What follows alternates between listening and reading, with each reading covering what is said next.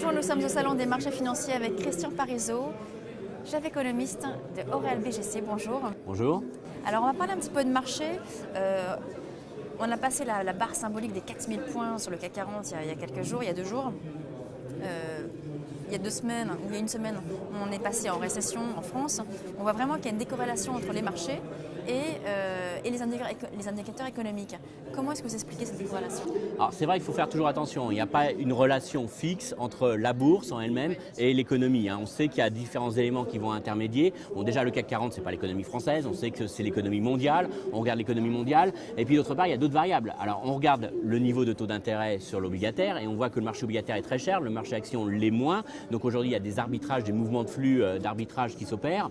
Et puis on a eu un autre élément qui a joué beaucoup, c'est le discours des banquiers centraux. C'est-à-dire qu'on dit souvent sur les marchés, ne jouez pas contre la banque centrale américaine, on ne va pas jouer contre la banque centrale japonaise. Et c'est vrai que quand on a des banques centrales qui nous disent on fera tout ce qui est possible et nécessaire pour relancer l'économie, c'est difficile de prendre une position vendeuse à ce moment-là sur les marchés en disant ils vont se rater. Vous pensez que les États-Unis ont raison de réfléchir au fait de peut-être, ils vont peut-être pas arrêter le quantitative easing, mais en tout cas de freiner un petit peu cette politique d'assouplissement budgétaire? Alors c'était tout l'objet, c'est-à-dire que l'idée que derrière ce quantitative easing, cette injection de liquidité, c'était 2 choses. C'était d'une part propre pour relancer l'économie américaine, il fallait donner ce qu'on appelle un effet richesse, c'est-à-dire qu'on revalorisait les actifs risqués et donc ça a rééquilibré le bilan des ménages parce qu'on avait l'immobilier qui repartait et on avait cet élément de confiance qui jouait et ça c'est l'élément central dans les banquiers centraux, c'est qu'une partie de la relance passe par la confiance qu'on va inciter, qu'on va donner aux agents économiques.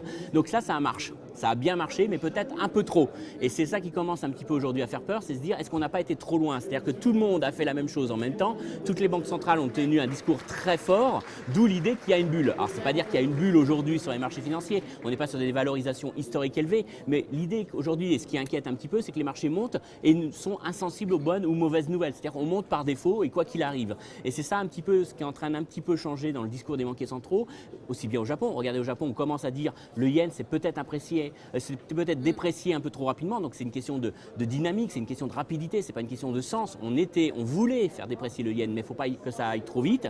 Et du côté de M. Bernanke et du côté des États-Unis, on commence à s'inquiéter de dire est-ce que notre politique n'est pas en train de créer des futures bulles? Et on va pas laisser créer ces bulles pour les faire éclater après. Donc il faut réagir dès maintenant et commencer un peu à infléchir le discours. Le fait que le Japon ait annoncé qu'ils allaient faire justement également une politique d'assouplissement monétaire, est-ce que ça va avoir des conséquences sur les marchés en Europe? Alors ça en a toujours plus ou moins parce que les marchés sont interconnectés. On sait que les investisseurs japonais sont des investisseurs internationaux qui ont un poids important. Ça joue clairement dans les arbitrages d'actifs. Et puis ça joue surtout sur les anticipations que peuvent faire les agents économiques face à cette annonce du Japon. C'est-à-dire qu'aujourd'hui, on se dit les acteurs japonais ont intérêt peut-être à sortir du marché obligataire japonais pour aller sur d'autres marchés, sur d'autres devises, puisque leur devise va se déprécier. D'où la forte volatilité qui est une des conséquences de l'annonce de la Banque centrale du Japon, une forte volatilité sur le marché japonais aujourd'hui, obligataire japonais, où on voit que les taux ont du mal à se stabiliser parce qu'on a des mouvements d'arbitrage. Donc on est dans une planète aujourd'hui très intégrée, où les gens raisonnent au niveau international et on ne peut pas dire que ce qui se passe au Japon nous rend indifférents en Europe. Maintenant, aujourd'hui, la question clé et essentielle qu'il faut se poser, c'est est-ce que ces politiques monétaires vont relancer l'économie mondiale? Parce que voilà, c'est ça la question. Alors mon sentiment, c'est qu'aujourd'hui, on est quand même sur quelque chose d'assez mou sur l'économie et la croissance mondiale. Les marchés ont bien réagi à ces discours-là, mais on risque d'avoir un peu de déception derrière, parce que la politique monétaire comme objet de relance, c'est pas vraiment un moteur pour moi. L'économie interne, on voit qu'aux États-Unis ça repart mais très lentement. En Europe, on est en récession, on va peut-être stabiliser la situation au 2e semestre avec 6 mois de retard par rapport à ce qu'on pensait en décembre, mais on va peut-être arriver à stabiliser la situation. Mais on voit que la redémarrage s'annonce très difficile. Donc je dirais qu'on a beaucoup mangé de bonnes nouvelles là, on a plutôt joué l'action des banques centrales. Maintenant, on va peut-être rentrer un peu dans une période un peu plus chahutée.